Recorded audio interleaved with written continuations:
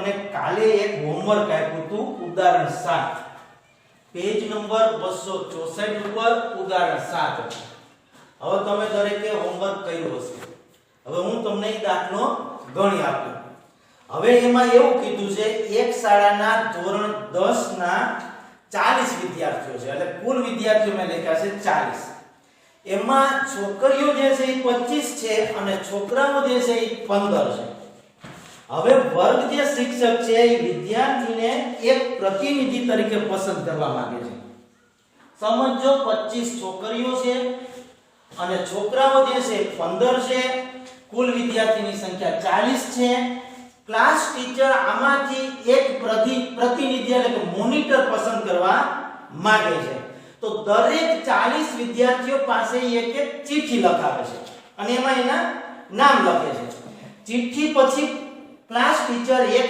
થેલાની અંદર મૂકે છે અને સંપૂર્ણ રીતે પછી એને મિશ્રણ કરે છે હવે થેલામાંથી એક પછી ક્લાસ ટીચર ચિઠ્ઠી કાઢે અને ચિઠ્ઠી ઉપર જે નામ લખેલું છે એમાં છોકરીનું નામ આવે હવે જો આપણે જવાબ ચાલુ થયો પહેલું છે છોકરીનું નામ આવે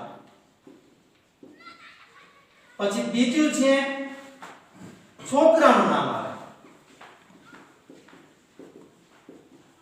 આ બંનેની આપણે સંભાવના શોધવાની છે હવે તમને આવડી જશે દાખલો તો પહેલા આપણે શું કરશું મારા આગળના 3 વિડિયોમાં તમે જોયું હશે તો પહેલા તો આપણે શું શોધવું પડશે કુલ પરિણામોની સંખ્યા તો કુલ પરિણામોની સંખ્યા જે છે કેટલી થશે 40 હવે હું આન્સર લખું છું કુલ પરિણામો બરાબર 40 શું કામે 40 લખ્યા તો કે વર્ગની અંદર 40 વિદ્યાર્થીઓ છે હવે એમાં છોકરીઓ કેટલી છે તો કે 25 છે તો છોકરીઓનું જે નામ આવે એની સંભાવના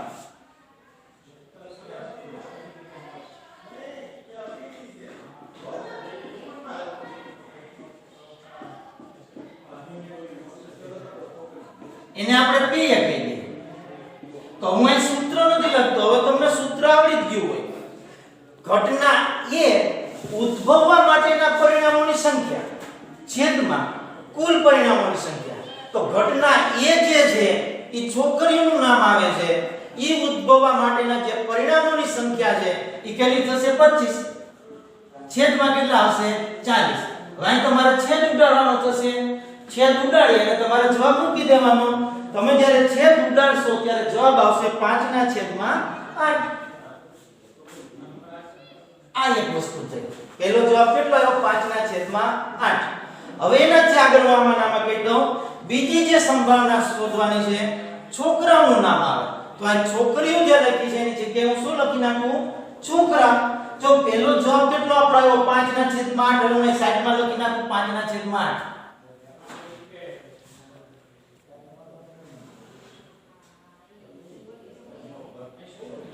છોકરાનું નામ આવે તેની સંભાવના પીપી કહેશું આપણે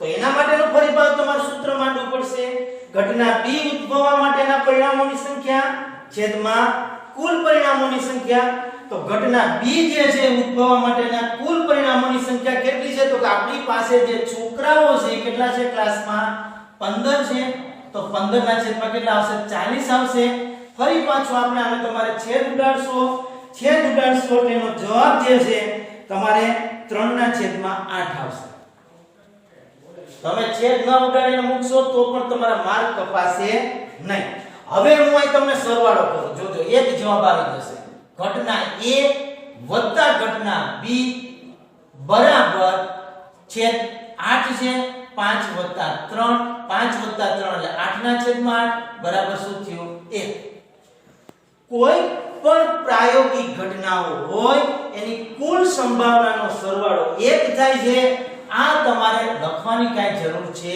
નહીં તમને સમજાવવા માટે હવે વિચારો દાખલામાં કાઈ નથી 2 માર્કનો આપણે આ દાખલો જે છે તમારા બધાના મગજમાં આવી ગયો છે ફરીથી એક વખત હું તમને રિવિઝન કરી દઉં એક ક્લાસની અંદર જે વિદ્યાર્થીઓ જે છે એ કેટલા આપેલા છે તો 40 છે 40 માં છોકરીઓની સંખ્યા કેટલી છે તો કે 25 છે, છોકરાઓની સંખ્યા કેટલી છે 15 છે. આવા 40 વિદ્યાર્થીઓનો જે ક્લાસ છે એ ક્લાસમાંથી એક મોનિટર વર્ગ શિક્ષકને નિમવાનો છે. એ મોનિટરમાં છોકરીઓ આવે એની સંભાવના કેટલી અને છોકરાઓનું નામ આવે એની સંભાવના કેટલી. 40 વિદ્યાર્થીઓએ પોતાના નામ એક ચિઠ્ઠીની અંદર લખીને વર્ગ શિક્ષકને આપે છે. વર્ગ શિક્ષક પછી એક ચિઠ્ઠી ખેંચે છે. તો આ પ્રમાણે બધી સંભાવનાઓ એની આપણને પ્રાપ્ત થશે. હવે તમારે એક બીજું ઉદાહરણ છે, ઉદાહરણ 8, અને એ પણ પેજ નંબર 264 ઉપર છે. હવે ઉદાહરણ 8 ની અંદર શું આપ્યું છે? એક ડબ્બો છે. ઈ ડબ્બાની અંદર 3 ભૂરી, સમજો, 2 સફેદ અને 4 લાલ લખોટીઓ છે. તમારી ઘરે પણ આ પ્રેક્ટિસ કરી શકો. લખોટીઓ જે છે ડબ્બાની અંદર 3 ભૂરા કલરની છે, 2 સફેદ કલરની છે અને 4 જે છે ઈ લાલ કલરની છે. વિદ્યાર્થી મિત્રો ધ્યાન દો, વધુ કઈ છે તો કે લાલ છે. લાલ નીકળવાની સંભાવના વધુ થઈ શકે.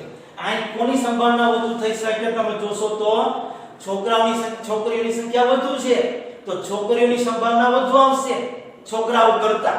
એવી રીતે આ લાલ જે સંભાવના છે લાલની, એ આ બંનેની સાપેક્ષમાં વધારે થશે. હવે આગળ વધીએ.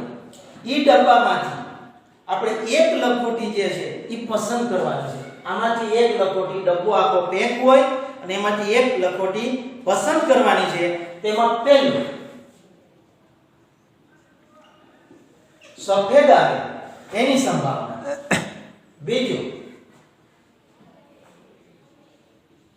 ભૂરી આવે એની સંભાવના અને ત્રીજું જો સમજ્યો રકમ વ્યવસ્થિત લાલ હોય તેની સંભાવના.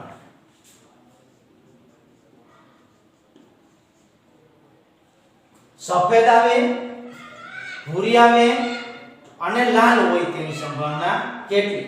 તમને ફેરવીને પૂછે કે લાલ ન હોય એની સંભાવના, હું તમને પછી આના ઉપરથી આગળ વધારીશ. તમને આમાંથી ઘણી રીતના દાખલા પૂછી શકે.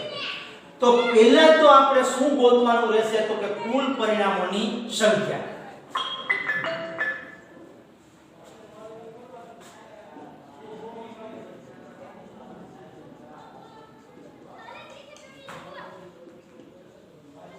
કુલ પરિણામોની સંખ્યા કેટલી થશે તો કે 3 + 2 + 4.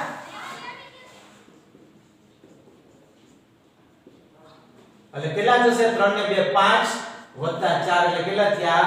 9. એટલે કુલ જે પરિણામો છે એ આપણે કેટલા થઈ ગયા? 9. હવે આગળ વધીએ. આને P એ કહી દેશું, આ સંભાવનાને PB કહી દેશું, આ સંભાવનાને શું કહી દેશું? PC. તો સફેદ લખોટી આવે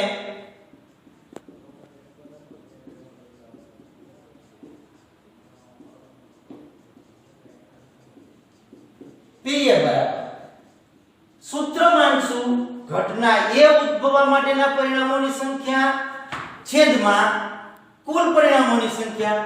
તો સફેદ આપણી પાસે કેટલી છે તો કે 2 છે. તો ઘટના A જે છે ઉદ્ભવવા માટેના પરિણામોની સંખ્યા કેટલી થશે? 2 છેદમાં કુલ પરિણામોની સંખ્યા કેટલી છે આપણી પાસે? 9. એટલે કે સફેદ લખોટી જે આપણે પસંદ કરશું, સફેદ લખોટી જે આપણને આવે એની સંભાવના કેટલી મળશે? 2/9. હવે એના પછી ભૂરી લખોટી આવે.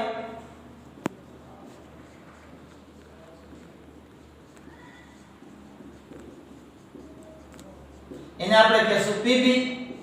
ફરી પાછું સૂત્ર માનશું ઘટના B ઉદ્ભવવા માટેના પરિણામોની સંખ્યા છેદમાં કુલ પરિણામોની સંખ્યા. હવે વિચારો તો કે ભૂરી લખોટી કેટલી છે તો કે આપણી પાસે કેટલી છે? ઈ 3 છે. તો ઘટના B ઉદ્ભવવા માટેના પરિણામોની સંખ્યા કેટલી થશે? 3 છેદમાં કુલ પરિણામો કેટલા થશે તો કે 9. ત્રીજું લાલ હોય એની સંભાવના.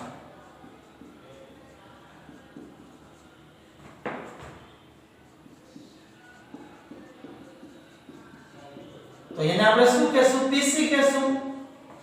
હવે આપણે જોશું તો ઘટના C ઉદ્ભવવા માટેના પરિણામોની સંખ્યા તો કે ઈ કેટલી થશે 4 થશે છેદમાં કુલ પરિણામોની સંખ્યા કેટલી થશે 9. હવે આ ત્રણ સંભાવના આપણી આગળ આવી. ત્રણ સંભાવનાનો તમે સરવાળો કરશો ને એટલે જવાબ આની જેમ કેટલા આવી જશે? 1.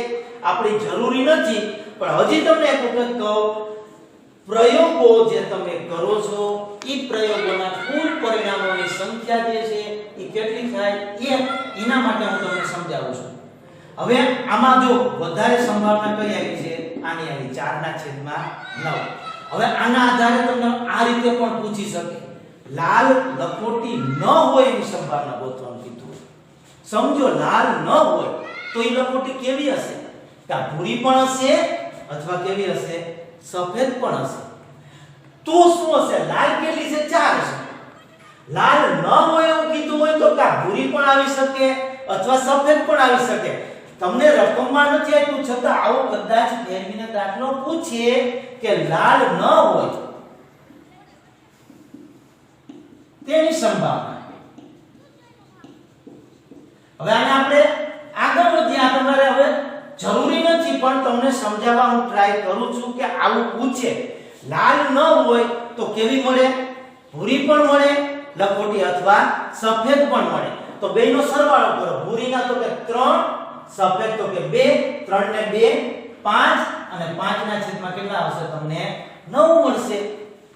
લાલ ન હોય એવી ઉદ્ભવવા માટેના કુલ જે પરિણામો છે એ કેટલા થશે?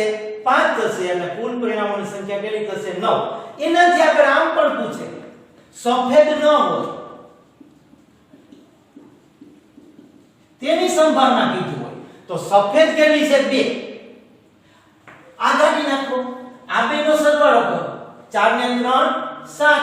તો 7/9 શું આવશે? 9. લાલ ન હોય 5/9 આવ્યું, સફેદ ન હોય 7/9 આવ્યું. હવે એવું પણ પૂછે કે ભૂરી ન હોય એની સંભાવના ગોતવાનું કીધું. તો ભૂરી કેટલી છે? તો કે 3 છે. આ તો આવવાની નથી ભૂરી ન હોય એટલે. તો આ બેનો સરવાળો કરો. 4 ને 2 6. તો શું થશે? 6/9. વિદ્યાર્થી મિત્રો, આવા દાખલા તમે જાતે પણ બનાવી શકશો અને તમારી રીતે બનાવી અને આગળ પણ ગણી શકશો. ઉદાહરણના દાખલા જાતે ગણજો. ક્યાંય એવી તકલીફ હોય તો ફોન કરજો. જરૂર પડે તો અમે તમને દરેક જગ્યાએ હેલ્પ કરશું. હવે મેં તમને આજે 2 ઉદાહરણ આપ્યા. આવા જાતે ઉદાહરણ તમે સમજજો. હવે હું મારા નેક્સ્ટ વિડિયોની અંદર ઉદાહરણ 9 થી તમને સમજાવીશ.